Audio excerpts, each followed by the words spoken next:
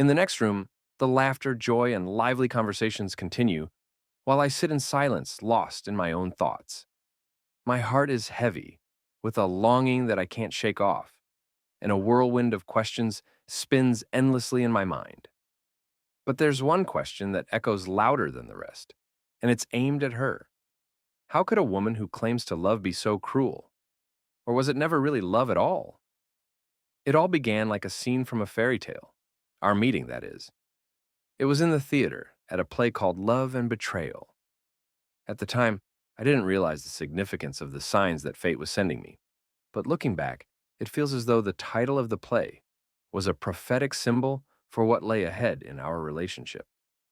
I was there with a friend, and she with hers. She brushed past us, pushing us into a crowded and stifling foyer. After that, we never parted. To me, she seemed like an angel who had fallen from the sky, her silver dress shimmering with elegance, its low-cut back teasing with seductive charm. After the show, we strolled through the city streets long into the night, lost in deep conversations about art, flower paintings, and the emerging trends in sculpture. 6 hours passed in what felt like a blink, and before we knew it, dawn was breaking.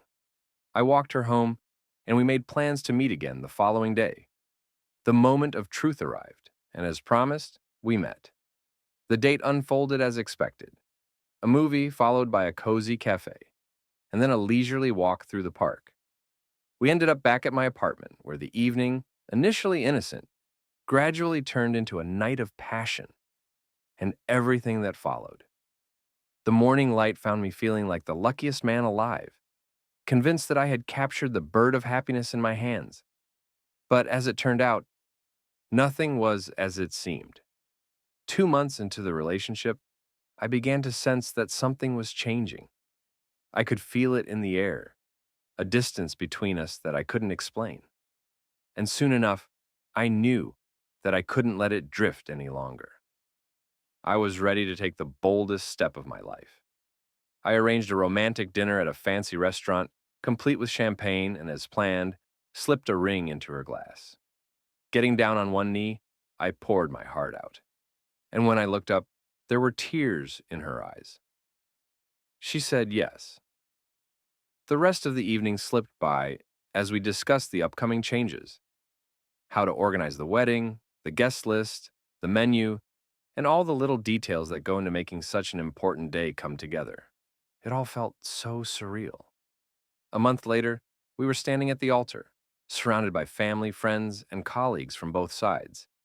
90 people offered their congratulations, giving us the usual blessings: live happily ever after, have lots of kids, build a beautiful home, drive a fancy car, and so on. It was lighthearted and joyful until it came time for my boss to speak.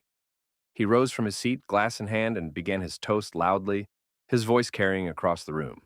Daniel, Evelyn, I congratulate you both on this important milestone in your lives. I wish you love that lasts at least 100 years. There was a pause as he seemed to stare at my fiancée. And then he added, Evelyn, I think we've met before. And not just met. My boss had never been one to mince words, and I could tell the alcohol had loosened his tongue. The room fell silent and my blood ran cold. He continued, Yes, we met recently, and I think I know you a little better than I should.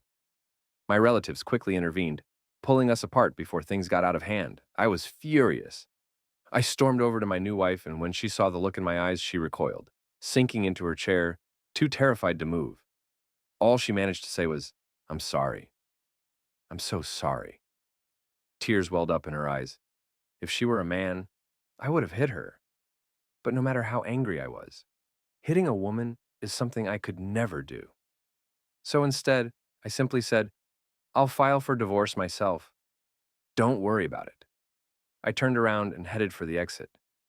I needed to get some fresh air, to calm down and make sense of what had just happened. I went out on the porch and lit a cigarette, trying to get my thoughts in order. But I didn't have to wait long. Evelyn ran after me, fell on her knees in front of me, begging for forgiveness. Danny, you have to understand. At the bachelorette party, we got carried away. We were having so much fun, and we ended up at a club. There were too many cocktails and some handsome guys, and, well, I was so drunk, and I ended up with your boss. We went back to his place. I regret it so much. When he walked into the hall just now, I recognized him, but I thought it was all behind us. He was drunk too, I told myself. Tears streamed down her face, and she kept pleading, I'm so sorry. It was just that once. Please don't leave me. Not today, not on our wedding day. Don't do this in front of my family. Please, I'll be faithful, I promise. Let's start over. I'll be the best wife. But after that betrayal, after her confession, there was nothing left to salvage. I could never forgive her. I'm filing for divorce tomorrow. Goodbye, I said coldly, turning to walk back to the reception. The room had fallen into a strange silence, broken only by the soft murmurs of the guests. I stood before them and said, Dear guests, thank you for being here today. Unfortunately, the wedding is canceled. Please be understanding and head home. I forced a smile, though it felt as if the weight of the world was on my shoulders.